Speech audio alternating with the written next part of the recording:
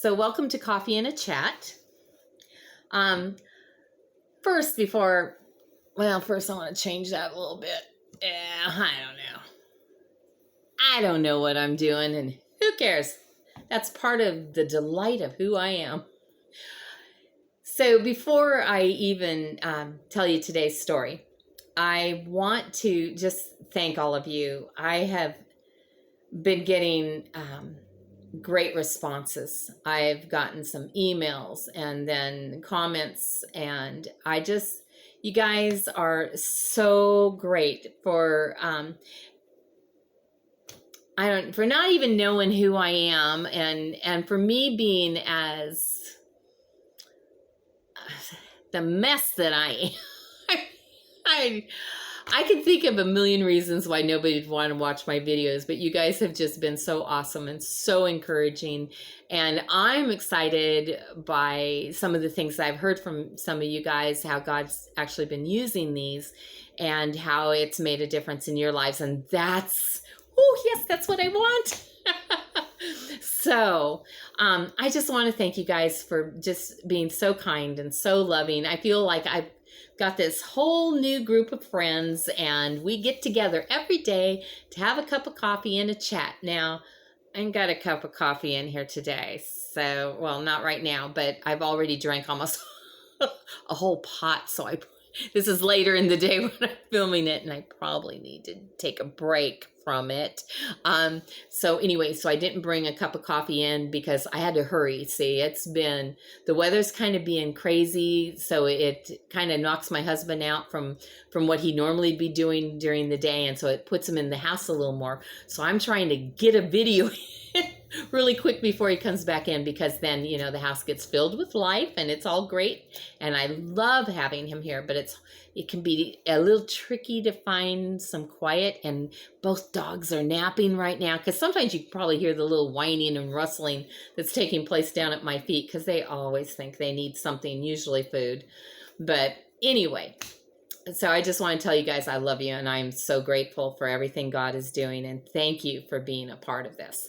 Okay, so today's story, I'm going to talk about, have you ever made a decision to do something and then in the middle of it thought, maybe I should have done this? That's kind of where I'm coming with today. So we're going to go way back in time when I was a kid. And we used to go to, since the time I was really little, we always went to the state fair. And that was always a big deal. Well, I was maybe like in the 5th grade, I think, at this point. And I was getting old enough that my mom and dad were giving a little more freedom, because, the state fair where we were was huge. And to lose people was pretty easy. I got lost at that state fair. I can remember one time when I was a little kid getting lost at that state fair. And that would be a good story to tell you. I'll have to tell you that one. And because God really taught me some things with that. But anyway, I finally was getting to an age where mom and dad were kind of like, you know what, why don't you pick a friend to take with you to the state fair? And then, we'll let you guys go on some rides on your own, and we'll have a place we meet back. So it was like, this was being very grown up. This was very exciting. And there were 2 things I can think of that happened at the state fair where I kind of, decide, yeah, sure, I'll go for it, and then regretted. Okay, so the first thing, and I want you to know that the friend I chose to go with me was a girl. I knew her from school, but I also knew her from youth group, and I'd known her for a few years. We went to the same church. She was one of my best, closest friends, and the thing that really knit her and I together was how much we loved the Lord. And, we were strange kids. We weren't like other kids. We'd have a sleepover and spend the whole night, talking about Jesus, and as we got older and were interested in boys, we might talk about boys for 2 or 3 minutes because, we were girls, but the rest of the time we would talk about the Lord. And other kids didn't always get us. They were like, I don't know why you want to spend all that time talking about God. Don't we get enough of that at church? Well, yeah, you know what? We probably do.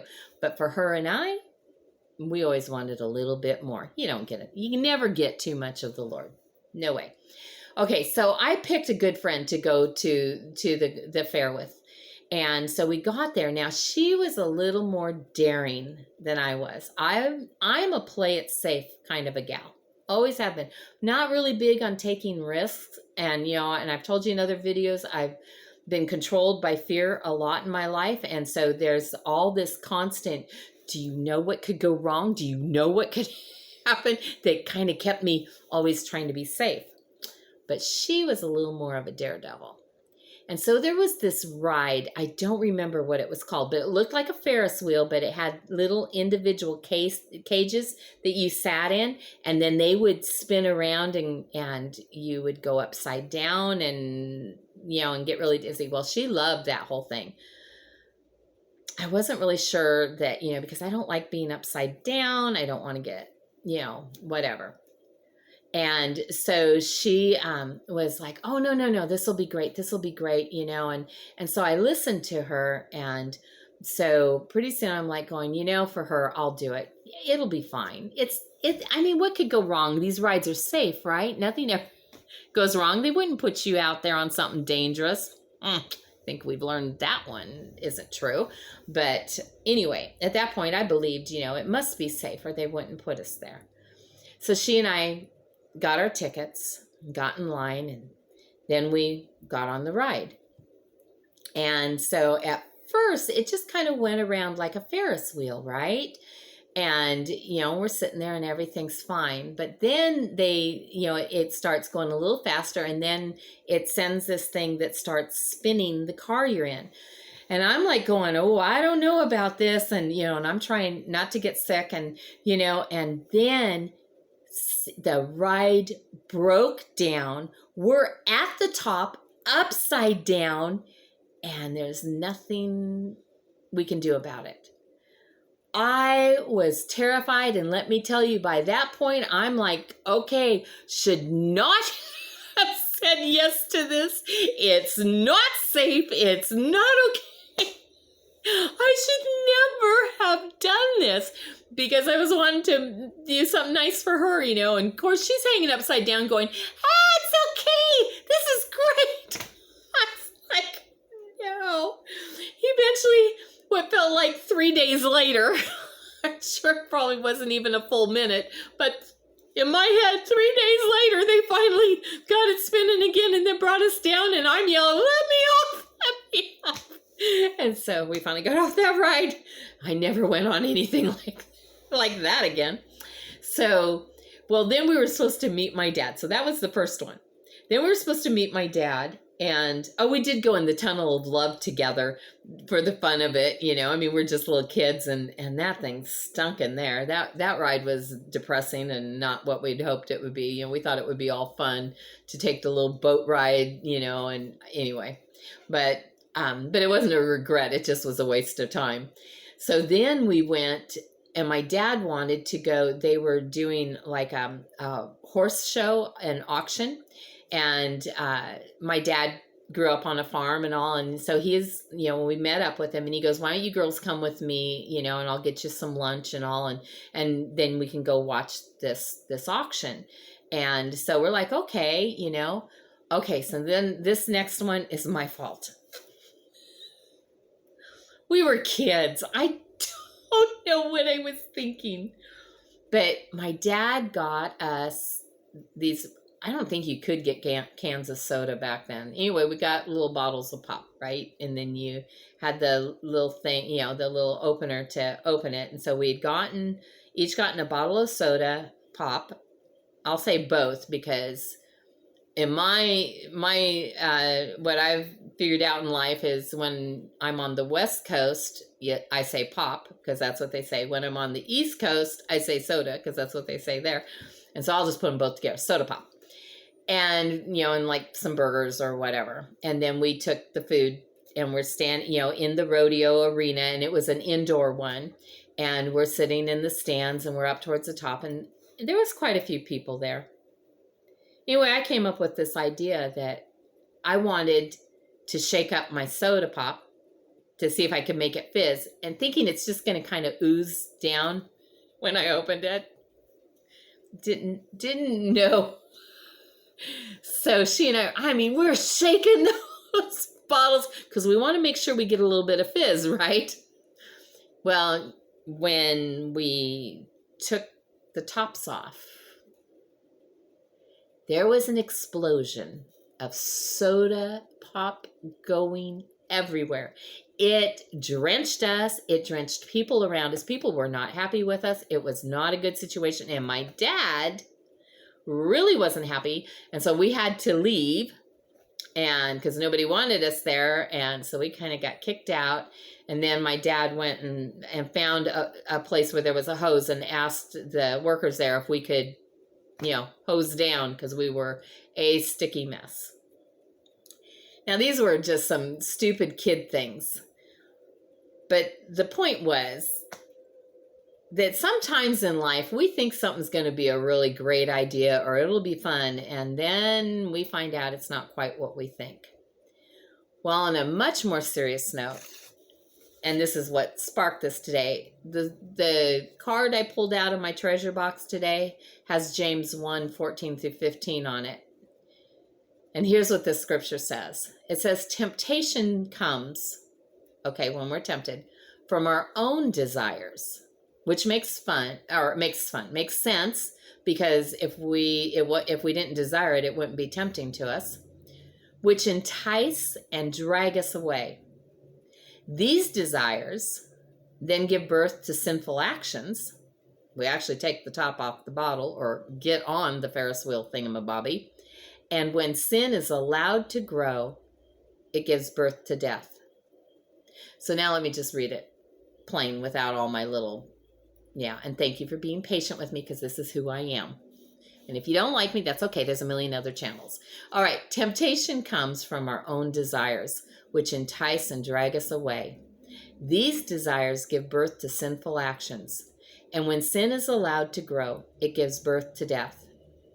Now, on a more serious note, I have made choices in life that I knew were wrong.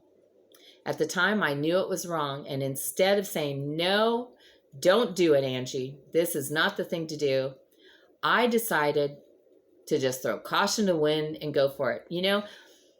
I've always been kind of the good girl, and that hasn't always worked out good for me because the bad guy still ended up being the bad guy. And, and there's been times when I thought, you know what, I'm just going to go for it. Instead of being the nice person, I'm going to be the bad person because I've had it and I'm going to fight back or what. Yeah, so I've done some things that I knew I shouldn't do because I chose to, because my desire was to come out as the winner. Only I didn't come out the winner. Never. I have never thrown caution to the wind ever in my life and not ended up regretting it. And it does produce death in us. Sin does. That's, the wages of sin is death.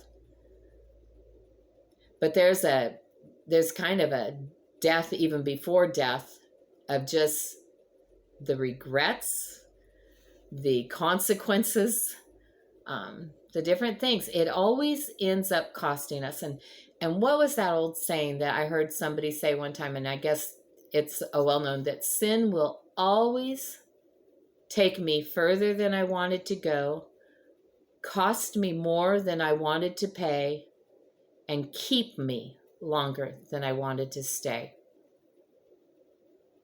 Oh, that is true. So today, I just lovingly want to remind you of this truth. So as you're making choices and decisions in your life, when you come across those things that you know are wrong and you really shouldn't do it, but you decide, what's it gonna hurt? It's no big deal. People do it all the time. It's fine. No, it's not. It will cost you. It will cost you more than what you realize. And it will heap up regrets that you cannot see. You can't change it. Once you've done something, my husband said something the other day about words and how, we were talking because we don't fight. Okay. We don't always agree, but we're very adult about it, and we don't fight. We don't say mean things to each other because when we got married, we were old enough and had learned enough to know that even though you might just say it in the heat of the moment, you can't take those words back. And even though the other person may say, oh, it's okay, I know you didn't mean it, it still does something to them. It still does something to you. You know, I mean, we were all kids in school and we all had somebody call us some name. I had lots of names that people called me. I had a lot of, I mean, I got bullied in school and I got picked on and you know, that whole thing, we'd go, sticks and stones may break my bones, but names will never hurt me. That's a lie. Those names do hurt. Those things that people say to us and about us, they do hurt. It does wound us. The whole idea that it's no big deal is a lie. It's a much bigger deal than what we think. So, as you go about today, make wise, godly choices. That's all I can say. All right. I love you guys. I hope you're having a great day. If you have not yet subscribed, oh, please subscribe if you enjoy these videos.